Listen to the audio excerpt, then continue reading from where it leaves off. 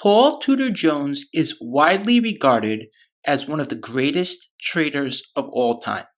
Amassing a net worth of over $7 billion, Jones gained distinction for his legendary Black Monday trade in 1987.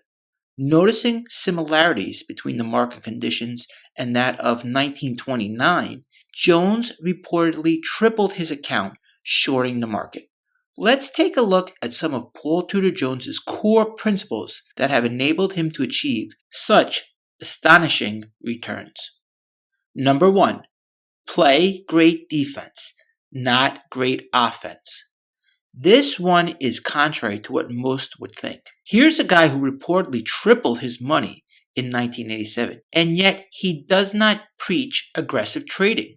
Instead, he says you need to focus on defense. Why is that? Large losing trades destroy a trader both financially and psychologically.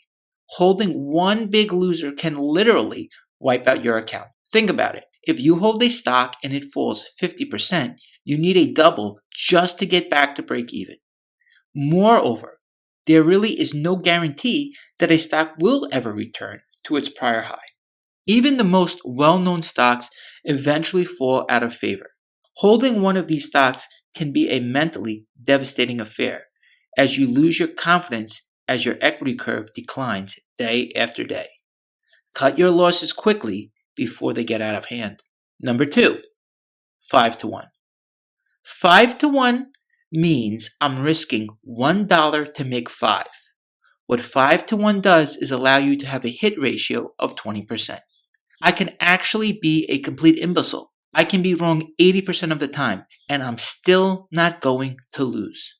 Most people would view Jones as someone who is able to perfectly predict the market and never makes a mistake. The truth is actually much different.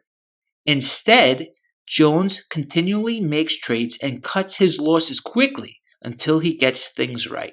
Speaking to Jack Schwager, he said, "I consider myself a premier market opportunist. That means I develop an idea on the market and pursue it from a very low risk standpoint until I have repeatedly been proven wrong or until I change my viewpoint." Jones looks to buy stocks at low risk buy points. He will get out very quickly if he is wrong and then look to re-engage the stock should it set up again.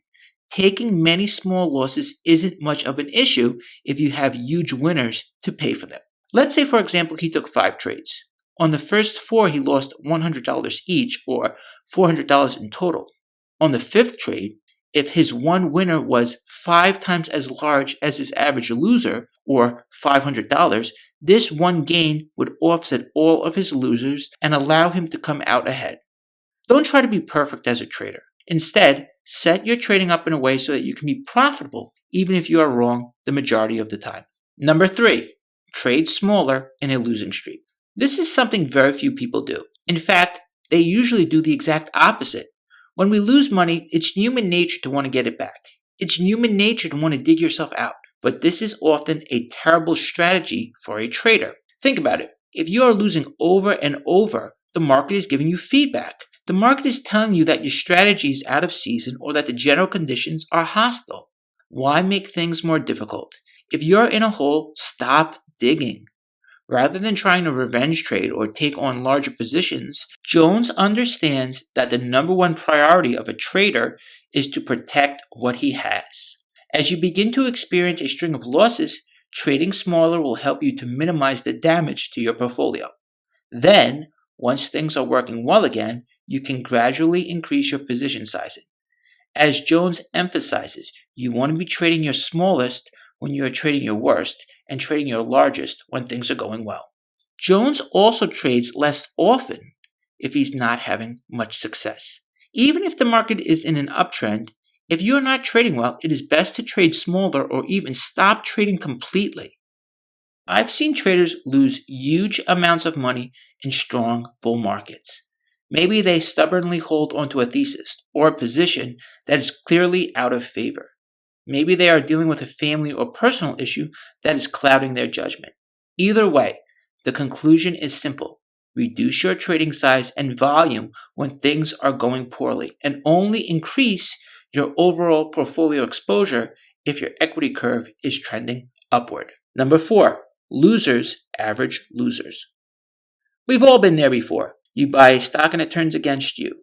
Rather than taking a small loss quickly, you think, wow, what a bargain. If I liked it at 70, I love it at 55. However, this mindset is a fast track to the poorhouse. Think about it. If a stock is down, it is telling you something. The market is telling you the stock is out of favor or general conditions are poor. Why throw more good money after bad? Jones felt this was such a terrible strategy that he kept a sign in his office that read, "Losers average losers." Make a rule to cut losing hands quickly and hold your winners longer, and never, under any circumstance, add to a losing position. Number 5, drop your ego. Ask the average person to describe a billionaire hedge fund manager, and words like cocky and arrogant are likely to come to mind. However, Jones actually preaches the complete opposite mindset. Jones knows that an ego can be very expensive for a trader. In fact, to be successful, you have to be flexible. You have to be willing to reverse your position if a trade moves against you. It doesn't matter if you recently told everyone how much you love the stock. It doesn't matter how much research or conviction you have done. Once the trend moves against you, drop your ego and listen to the market. In addition, when you start to think you've got it down and you're a genius, there's usually a difficult period coming ahead. Many traders fall into this trap. At the end of a bull market, they feel like a virtuoso after seeing their account rise in value day after day. But never confuse genius with a bull market. In fact, it is good to use yourself as some sort of indicator. When you start to feel this way, remember that things can change very quickly. Number 6, range expansion. Jones likes to look for a sudden range expansion after a period of dormant or quiet activity. Take Tesla in 2021. Notice how it was quiet and dormant for an extended period of time. Then it suddenly moved rapidly to the upside. This change of character was a good indicator of Tesla's impending trend upward. Rather than blindly buying a stock that is the talk of the town and has already gone on a monster run, be on the lookout for a stock early on its move. Look for stocks that are trading in a narrow, tight range. Then, as they break out and start to move higher, buy them and stick with them until their trend ends. Number 7, give back. Over the past 3 decades, Jones has dedicated vast amounts of his wealth to philanthropy. He has paid for the college educations of dozens of students and has even formed his own charter school in Brooklyn, New York.